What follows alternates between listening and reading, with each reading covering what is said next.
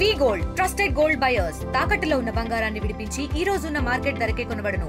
మరిన్ని వివరాలకు సంప్రదించండి 7710 ముఖ్యంగా ప్రవీణ్ పగడాల గారి మరణానికి సంతాపం తెలుపుకుంటూ అతని మరణం రోజు రెండు రాష్ట్రాల్లో క్రైస్తవులని ఐక్యతగా బయటికి తీసుకొచ్చింది. ఎందుకంటే అది సహజమైన మరణం అయితే పోయేసి ప్రార్థన చేసేది, ఆ కుటుంబానికి శాంతి సమాధానం కలగాలని చెప్పి కోరుకుంటాం. అదే విధంగా అది వేరే విధమైన కారణంగానే అయితే ఖచ్చితంగా చట్టాల మీద మనకు నమ్మకం ఉంది కాబట్టి రిపోర్ట్ వచ్చిన తర్వాత న్యాయం జరిగే వరకు ఈదుల్లోకి వచ్చి ఈది పోరాటం ఖచ్చితంగా చేస్తాం. ఎందుకంటే క్రైస్తవులు చాలా చురకలు అయిపోయింది.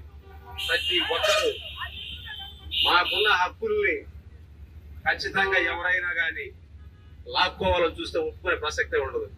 కాబట్టి ప్రవీణ్ పగడాల గారికి వాళ్ళ కుటుంబానికి ఆ యేసయ్య కృపారక్షణ శాంతి సమాధానం కలగాలని చెప్పి కూడా కోరుకుంటూ ఈ కార్యక్రమంలో ఇంత ఎండలో కూడా బయటకు వచ్చి ఆయన సంతాపం తెలిపిన ప్రతి ఒక్క క్రైస్తవురాలకి ప్రత్యేక అభినందనలు తెలుపుకుంటూ క్రిస్టియన్, ముస్లిం, హిందూ సోదరులకు అందరికీ ప్రత్యేకమైనటువంటి ధన్యవాదాలు తెలియజేస్తున్నాం.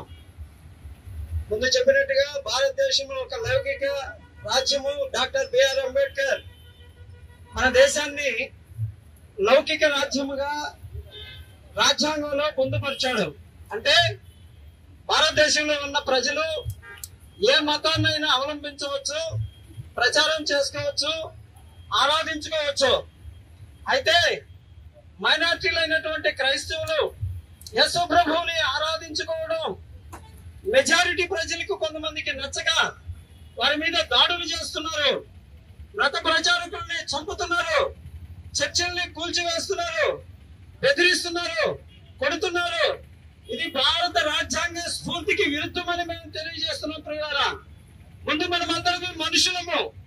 నువ్వు ఎవరైనా సరే, ఇది ఏ మతమైనా సరే, ఏ కులమైనా సరే, ఏ ప్రాంతమైనా సరే, మనమందరం మనుషులం అనేటువంటి విషయాన్ని మీరందరూ గుర్తించుకోవాలని మీకు నేను తెలియజేస్తున్నాను. మనమందరం భారతీయులము. భారతీయులందరమే ఒక తల్లి బిడ్డలు లాంటి వారము.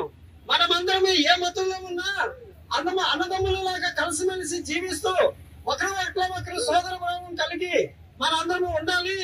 కొందరు మతోన్మాదులు ఈ విధంగా కొంతమంది మైనార్టీ తెగల వారిని దౌర్జన్యం చేస్తూ చంపుతూ హింసిస్తూ బాధిస్తూ ఉన్నారు. ఇది రాజ్యాంగం యొక్క విరుద్ధం అని తెలియజేస్తూ ఇలాంటి సంఘటనలు జరిగితే మేము ఊరుకోమని చట్ట ప్రకారంగా మేము కూడా మా వంతు కృషి మేము చేసి మేము ఎదుర్కొని తీరుతామని మీకు తెలియజేస్తే ఈ మాటలు నేను క్రైస్తవుల ఐక్యత పక్షాన హెచ్చరిస్తున్నాం. ప్రవీణ్ పగడాల గారి మీద జరిగిన సంఘటన మీద ప్రభుత్వాలు స్పందించి న్యాయం చేయకపోతే ఆల్ ఇండియా వైడ్గా స్పందన చేస్తామని ఈ సమయంలో తెలియపరుస్తున్నాను. క్రైస్తవుల మీద దాడులు చేసినట్లయితే కఠినమైన చర్యలు తీసుకుంటామని ప్రేమపూర్వకంగా హెచ్చరిస్తున్నాము. భారతదేశం లౌకిక దేశం. భారతదేశంలో మనమందరూ కలిసి మెలిసి జీవించాలి. కొంతమంది మతోన్మాదులు ఈ రీతిగా దాడి చేస్తున్నారు. అటువంటి వారికి వ్యవస్థలు స్పందించి కఠినమైన చర్యలు తీసుకోవాలని ఈ సమయంలో all India Christian unity AIC పక్షాన, క్రైస్తవుల యూనిటీ పక్షాన హెచ్చరిస్తున్నాము. మరిన్ని వీడియోస్ కోసం ఛానల్ ని సబ్స్క్రైబ్ చేయండి. లేటెస్ట్ అప్డేట్స్ కోసం వాట్సాప్ ఛానల్ ని ఫాలో అవ్వండి. ఆ లింక్ డిస్క్రిప్షన్ లో ఉంది.